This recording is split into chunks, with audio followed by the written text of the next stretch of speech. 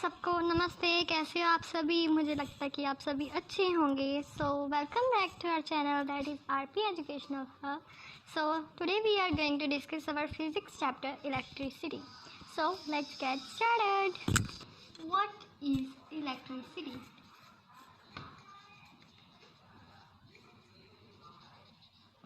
Electricity क्या होता है? इलेक्ट्रिसिटी को हम इलेक्ट्रिक करंट भी बोलते हैं। जैसे कि इलेक्ट्रिक करंट के कारण ही हमारे फैंस चलते हैं, या इलेक्ट्रिसिटी के कारण हमारे फैंस बल्ब्स वगैरह चलते हैं। देन उसके बाद जो हम फ़ोन अपना चार्ज करते हैं that is also due to electricity. अगर हम प्लग में लगाएंगे शू देन ही होगा। सो डेफिनेशन क्या होती है इलेक्ट्रिक करंट की? Electric current is the amount of charge flowing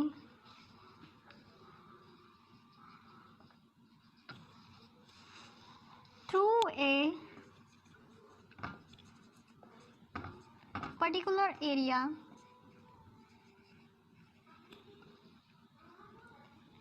in unit time।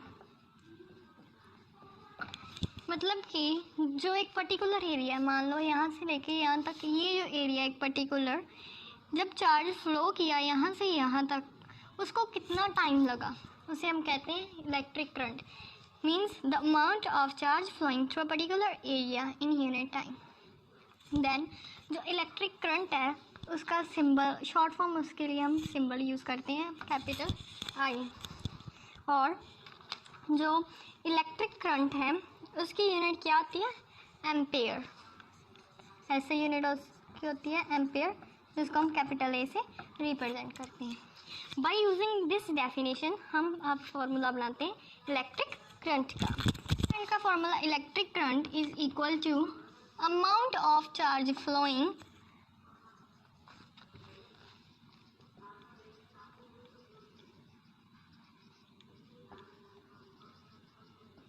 Upon unit time. जो टाइम है उसको हम स्मॉल टी से रिप्रेजेंट करते हैं, एंड जो चार्ज है उसको हम क्यू से रिप्रेजेंट करते हैं। क्यू ऐसी यूनिट होती है चार्ज की, वो होती है coulomb, that is capital C. So हमारा फॉर्मूला क्या बनेगा? I that equals to Q upon T. जो टाइम है उसको हम लेते हैं सेकंड्स में, जो हमारा चार्ज है उसको हम लेते हैं कूलम में, मीन्स सी में। इलेक्ट्रिक करंट को हम लेते हैं एम्पेयर में। 1 कूलम ऑफ चार्ज में 6 × 10⁻⁸ इलेक्ट्रॉन्स होते हैं। और जो इलेक्ट्रॉन्स हैं उनका नेगेटिव चार्ज कितना होगा, उनका मतलब चार्ज कितना होगा 1.6 × 10⁻⁻19 कूलम। पहले ज़माने में ये सब लोग सोचते थे कि जो इलेक्ट्रिक करंट है वो ड्यू टू प्रोटॉन्स होता है, मतलब फ्लो ऑफ प्रोटॉन्स होता है। लेकिन साइंटिस्ट ने ये बात अप्रूव की है कि जो इलेक्ट्रिक करंट होता है वो due to flow of electrons होता है। मीन्स इलेक्ट्रिक करंट को हम फ्लो ऑफ इलेक्ट्रॉन्स भी कहते हैं, मतलब फ्लो ऑफ इलेक्ट्रॉन्स के कारण इलेक्ट्रिक करंट जो है वो जनरेट होता है। सो जो इलेक्ट्रिक सर्किट में जो डायरेक्शन होती है इलेक्ट्रिक करंट की, वो क्या होती है? Opposite to the direction of flow of electrons. Electric current की डायरेक्शन जो होती है is opposite to the direction of flow of electrons. So ये पॉइंट जो है इम्पोर्टेंट है। देन जो इलेक्ट्रिक करंट को मेजर करता है उस इंस्ट्रूमेंट को हम कहते हैं अमीटर, जो कि ऑलवेज सीरीज में कनेक्ट किया जाता है, connected in series not in parallel. Series का मतलब कि जैसे ये इसको यहाँ पर, देन इसको यहाँ पर, अगर पैरेलल होगा, पैरेलल मीन्स इस साइड पर यहाँ पर कनेक्ट होगा, देन यहाँ पर, देन यहाँ पर, मतलब इसको हम सीरीज़ में अमीटर को ऑलवेज कनेक्ट करते हैं। देन तो अब क्वेश्चन क्या है कि 1 एम्पियर क्या होता है? 1 एम्पियर, व्हाट इज 1 एम्पियर? तो उसकी डेफिनेशन हम स्टडी करते हैं। Flow of 1 coulomb of charge पर सेकेंड। मतलब कि 1 एम्पियर क्या होता है? जब 1 कूलम का चार्ज है 1 सेकेंड में फ्लो करता है। अब हम आपको इंस्ट्रूमेंट के बारे में आपको बताया था कि एमीटर को यूज़ करते हैं। एमीटर का सिंबल क्या होता है? Capital A in circle, lines plus and minus, this is a sign of ammeter. Then जो स्मॉल क्वांटिटीज ऑफ करंट है उनको हम एक्सप्रेस करते हैं मिली एम्पेयर में,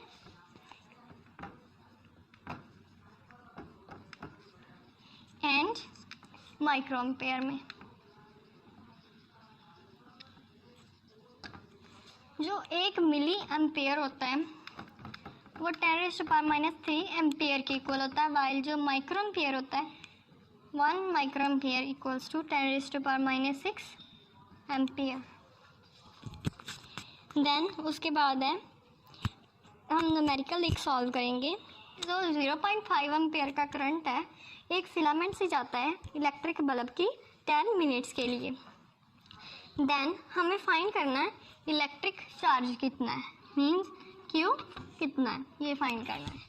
हमें सबसे पहले पता है कि हम जो टाइम है उसको हम मिनट्स में लेते हैं। सबसे पहले हमारा काम क्या है कि आफ्टर गिवन लिखने के बाद हम देखते हैं कि उसकी यूनिट्स क्या है, किन यूनिट्स में है। 10 मिनट्स को हमने अगर सेकंड्स में कन्वर्ट किया तो 600 सेकेंड, मीन 10 × 60, तो 600 सेकेंड आ गए। 60 क्यों? क्योंकि 1 मिनट में 60 सेकेंड होते हैं, तो हमने 10 मिनट में फाइंड करने हैं तो 60 के साथ मल्टीप्लाई कर देंगे। देन हमें पता है कि फॉर्मूला क्या, आई दैट इक्वल्स टू Q/T। तो हम T को लेफ्ट हैंड साइड ले जाएंगे, means Q that equals to IT बन गया। I की वैल्यू है 0.5 इंटू T की वैल्यू है 600।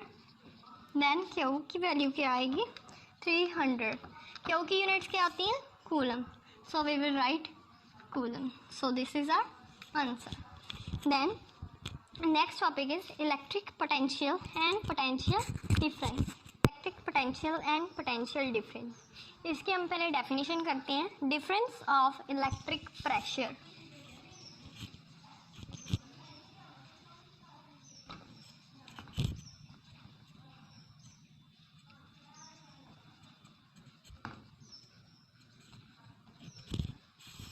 जो चार्ज है इलेक्ट्रिक चार्ज है वो ड्यू टू इलेक्ट्रिक पोटेंशियल या पोटेंशियल डिफरेंस के कारण ही फ्लो करता है। अगर कोई भी चीज़ में डिफरेंस होगा तभी वो चीज़ बैलेंस करने के लिए इक्वल होगी। वैसे एग्जांपल लेते हैं, नॉट स्पेसिफिक, वैसे या मान लो कि 5 है यहाँ पर 10 है। अगर हमें इसे बैलेंस करना है तो कुछ जो होंगे, कुछ चार्ज होगा इधर को मूव करेगा, मतलब वो ही है कि इसको बैलेंस करने के लिए मूवमेंट होगी। तो सेम इज़ द हेयर कि अगर दोनों में डिफरेंस होगा, जो इलेक्ट्रिक करंट है तभी पास करेगा जब दोनों में डिफरेंस होगा। तो वही है, difference of electric pressure is called potential difference या फिर इलेक्ट्रिक पोटेंशियल। सो हम इसको पोटेंशियल डिफरेंस को 2 पॉइंट्स में कैसे डिवाइन करेंगे, जब वो कैरी करते हो सम करंट। तो वर्क डन क्या होगा, to move a unit charge from one point to another is V that equals to W upon Q। V जो है वो है पोटेंशियल डिफरेंस बिटवीन 2 पॉइंट्स, जिसको हम V से डिनोट करेंगे, दैट इज वोल्ट जो इसकी यूनिट होती है।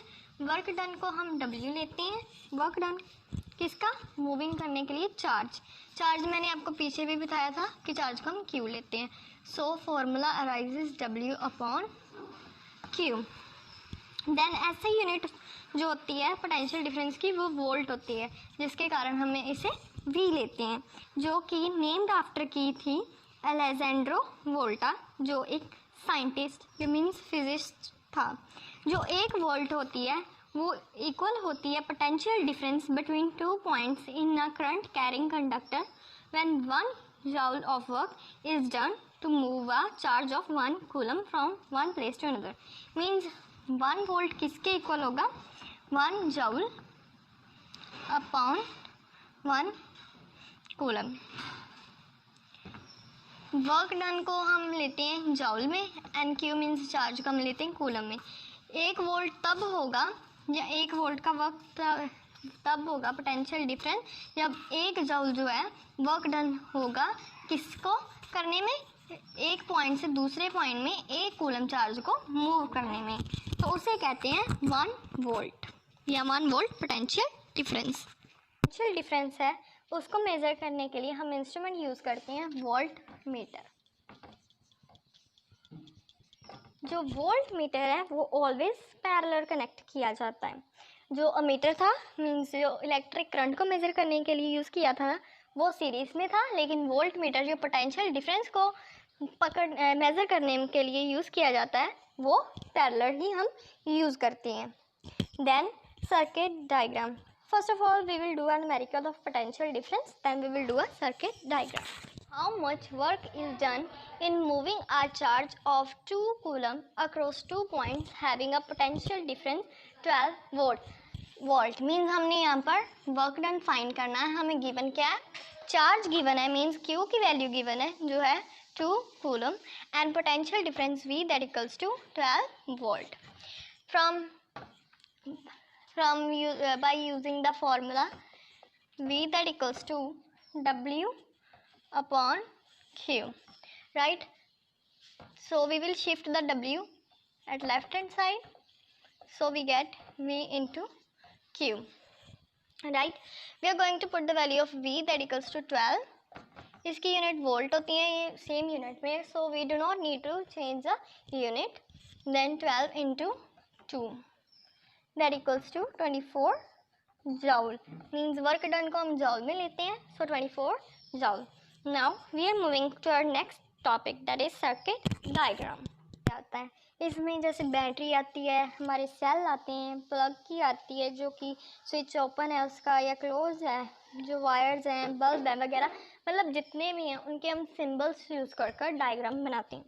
So we will draw the symbols and of the specific components.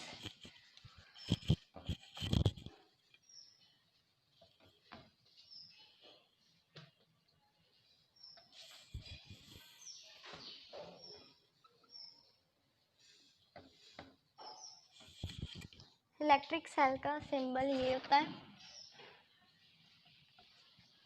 Then battery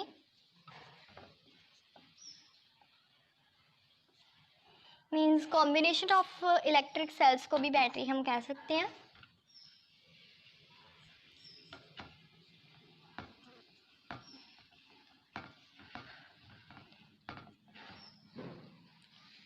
then third है प्लग की, या फिर हम इसको स्विच भी बोलते हैं.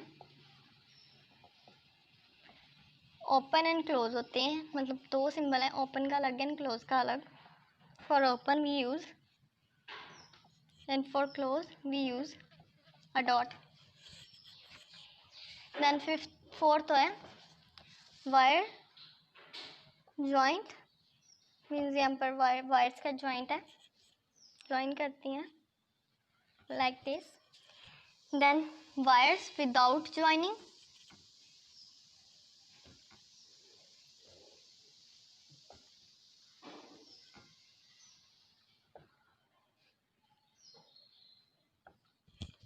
then bulb,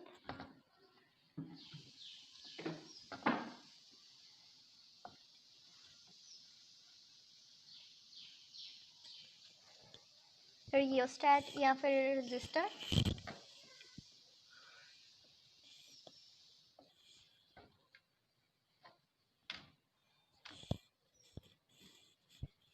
Then variable resistor,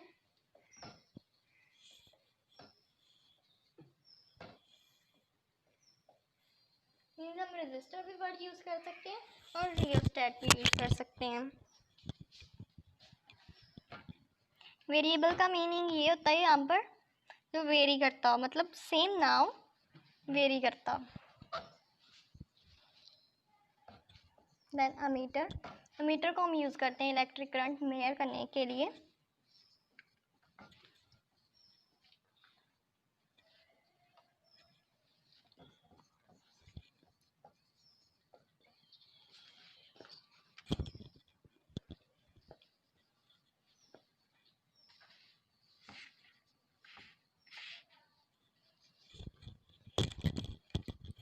then ये होते हैं सिंबल्स को हम कॉमनली यूज़ करते हैं, मीन्स ये कंपोनेंट्स जो है वो कॉमनली यूज़ होते हैं सर्किट डायग्राम में। And instead of writing these we are going to write these symbols.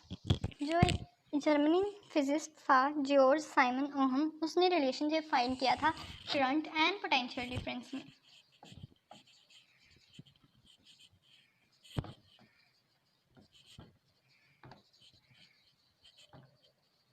किसने फाइंड किया था? German physicist George Simon ohm ने। सो ओहम लॉ क्या है?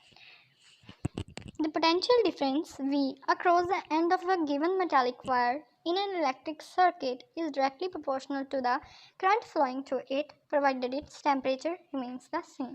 This is called Ohm's law. Ohm's law ये कहता है कि जो potential difference है V means volt, वो directly proportional to है current जो उसके पास कर रहा है वायर में से उसके इक्वल। तो टेम्परेचर यहाँ पर क्या होता है? सेम होता है, कांस्टेंट लेते हैं हम इसमें temperature. V is directly proportional to I, so हमें प्रोपोर्शनलिटी का साइन हटाना है। We will use R। R क्या है? कांस्टेंट ऑफ प्रोपोर्शनैलिटी, और इसको हम रेजिस्टेंस भी कह सकते हैं। देन जो R है उसको हम ऐसे भी इधरली साइड लेकर जाएंगे तो V/I आ जाएगा। एंड जो ऐसा यूनिट होती है वो होती है ohm. This one Greek letter है, आर की ऐसे यूनिट होती है ओहम, ये ग्रीक लेटर है। आर क्या है इसमें? रेजिस्टेंस। सो अगर हमने लेना हो 1 आर मीन अगर एक 1 रेजिस्टेंस की हमने या फिर 1 ओहम की डेफिनेशन गिवन करनी हो तो हम क्या ले सकते हैं? If the potential difference across the two ends of a conductor is 1 V and the current through it is 1 ampere, then the resistance of a conductor is 1 ohm. Means अगर 1 volt जो है potential difference है और 1 volt potential difference में से 1 ampere जो current है वो pass कर रहा है, then उसको हम कहते हैं 1 ohm. देन जो हमने यहाँ पर बताया कि V एंड I जो है वो एक दूसरे के डायरेक्टली प्रोपोर्शनल है, तो हम इसके रिलेटेड बनाते हैं ग्राफ। इस साइड पर हम करंट लेंगे इन एम्पेयर, क्योंकि ऐसा यूनिट जो करंट की है वो एम्पेयर होती है। इस साइड हम पोटेंशियल डिफरेंस लेंगे जिनको हम शॉर्ट फॉर्म में PD लिखेंगे।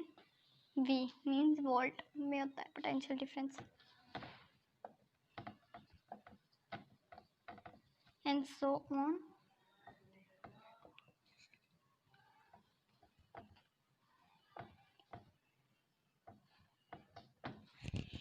ये करंट की वैल्यू हमने ली है एम्पेयर में, and this is a value of potential difference in volt में। जो ओहम्स लॉ के अकॉर्डिंग जो पोटेंशियल डिफरेंस है वो डायरेक्टली प्रोपोर्शनल होता है किसके? करंट के। सो अगर पोटेंशियल डिफरेंस इंक्रीज या डिक्रीज करेगा, सो रिलेटेड टू दैट या रिस्पेक्टिवली करंट भी इंक्रीज या डिक्रीज करेगा। अगर पोटेंशियल डिफरेंस इंक्रीज करेगा then also current will increase, अगर पोटेंशियल डिफरेंस डिक्रीज करेगा तो करंट भी डिक्रीज करेगा। तो ये है ओहम्स लॉ। हमने पीछे डिस्कस किया था अबाउट आर मीन्स रेजिस्टेंस के बारे में। हम इसकी डेफिनेशन यहाँ पर स्टडी करेंगे। It is the property of a conductor to resist the flow of charges through it. Means कि ये प्रॉपर्टी किसकी होती है? कंडक्टर की होती है, जो कि रेजिस्ट करता है फ्लो ऑफ चार्ज को, मीन्स चार्ज को मूव नहीं करने देता, उसको स्टॉप करता है उसकी मूवमेंट को। सो यहाँ पर एक वर्ड आया है कंडक्टर। कंडक्टर क्या होता है? यहाँ पर हम कह सकते हैं कि गुड कंडक्टर क्या होता है? गुड कंडक्टर वो होता है जो अपने में से जो करंट है उसको फ्लो करने देता है, और इंसुलेटर क्या होता है? जो अपने में से करंट को फ्लो नहीं करने देता। और जो कंडक्टर होता है अगर उसमें सम अपेरसिएबल रेजिस्टेंस हो तो उसको हम क्या कहते हैं? रेजिस्टर। मीन्स रेजिस्टर की यहाँ पर डेफिनेशन क्या होगी? A component of a given size that offers a low resistance is a good conductor, means वो गुड कंडक्टर होगा. और a conductor having some appreciable resistance is called resistance, means जो उस कंडक्टर के पास अगर कुछ रेजिस्टेंस हो तो उसको हम कहते हैं resistor. Then factors on which the resistance of a conductor depends. सबसे पहले हम ये ऑब्जर्व करते हैं, सबसे पहले इसके बारे में डिस्कस करेंगे कि हम ये ऑब्जर्व करते हैं जो मीटर की रीडिंग है वो डिक्रीज हो जाती है 1/2, जबकि जो लेंथ है वायर की वो डबल हो जाती है. मीन्स अगर वायर की लेंथ डबल होगी तो मीटर की रीडिंग जो है वो डिक्रीज हो जाएगी टू 1/2. और मीटर की रीडिंग तब इंक्रीज होगी जब जो वायर है वो थिकर हो जाएगी, वाइल कि वो सेम मटेरियल की हो, अगर उसका हमने सेम लेंथ भी यूज़ किया हो. So according to this resistance किसके ऊपर डिपेंड करती है? Firstly on the length, secondly on its area of cross section, thirdly nature of the material.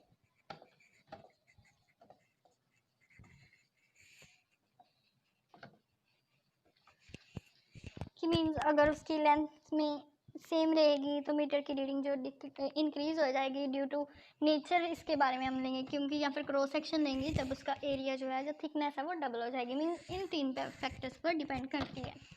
सो जो रेजिस्टेंस होती है वो डायरेक्टली प्रोपोर्शनल टू होती है लेंथ के, while resistance is inversely proportional to the area of cross section. So अगर हम इन दोनों इक्वेशंस को, इक्वेशन 1 एंड 2 को कंबाइन करते हैं, R is proportional to L upon A, means length upon area. So यहाँ पर हमने ये साइन हटाना है, रिमूव करना है. So R is directly proportional to rho L upon A. जो रो है यहाँ पर कांस्टेंट ऑफ प्रोपोर्शनैलिटी है एंड इसको हम रेजिस्टिविटी भी कहते हैं या इलेक्ट्रिक रेजिस्टिविटी, और इसकी यूनिट जो होती है वो होती है ओहम मीटर. देन यहाँ पर एक क्वेश्चन अराइज होता है कि जो मेटल्स वगैरह हैं, है ना, उनकी जगह पर अगर हम अलॉय यूज़ करते हैं तो वो ज़्यादा बेटर होते हैं. क्यों? क्योंकि जो एलॉयज़ होते हैं वो बर्न नहीं होते इजीली. मींस अगर टेम्परेचर हाई हो तो वो इजीली ऑक्सीडाइज या बर्न नहीं होंगे, तो इसलिए वो कॉमनली यूज़ किए जाते हैं हीटिंग डिवाइसेस जैसे इलेक्ट्रिक आयरन वगैरह में. देन जो मेटल्स एंड अलॉय होते हैं उनकी बहुत ही ज़्यादा जो रेजिस्टिविटी है कम होती है, between the 10-8 ohm metre to 10⁻⁻6 ohm metre. While जो इंसुलेटर्स वगैरह होते हैं जैसे कि ग्लास या फिर रबर, उनकी रेजिस्टिविटी होती है वो ज़्यादा होती है 10⁻12 ohm metre to 10⁻17 ohm metre. By using this formula अब हम क्या करेंगे, इसको हेल्प से न्यूमेरिकल हम सॉल्व करेंगे. न्यूमेरिकल ये है, a wire of given material having length L and area of cross section A has a resistance of 4 ohm. What would be the resistance of another wire of the same material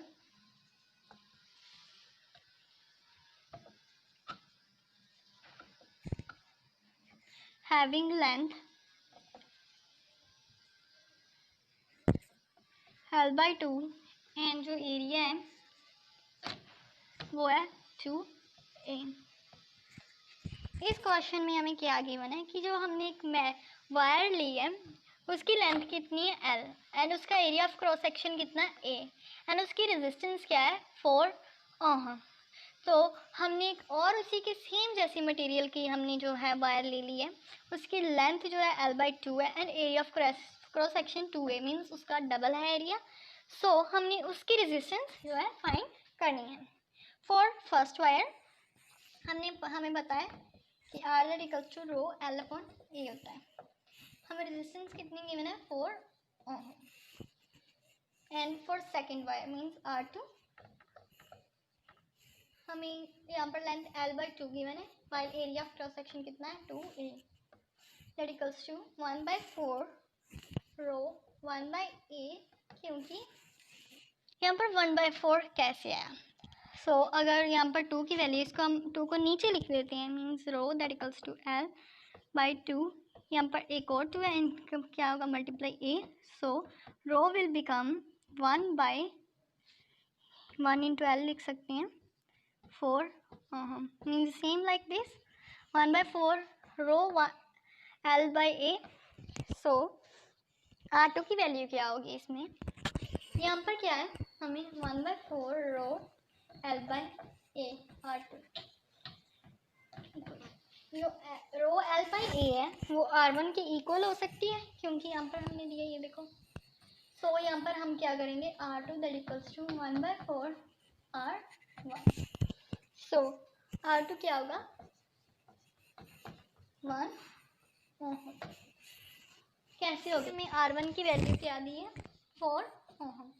सो यहाँ पर हम क्या करते हैं बोल 4 ohm into 4 के साथ 4 कटा जाएगा एंड R2 क्या होगा 1 ओम। तो जो रेजिस्टेंस होगी न्यू वायर की वो होगी 1 ohm. System of resistors I mean ohm's law का हम सीरीज़ में या पैरेलल में करेंगे। देन उसके बाद हीटिंग इफेक्ट जो हमारा आएगा एंड वर्क पावर जो आएगी, मतलब पावर जो आएगी, एंड उसके प्रैक्टिकल एप्लीकेशन जो है हीटिंग इफेक्ट के, वो हम सेकंड पार्ट में डिस्कस करेंगे। Thanks for watching our video, please keep supporting our video, love you all.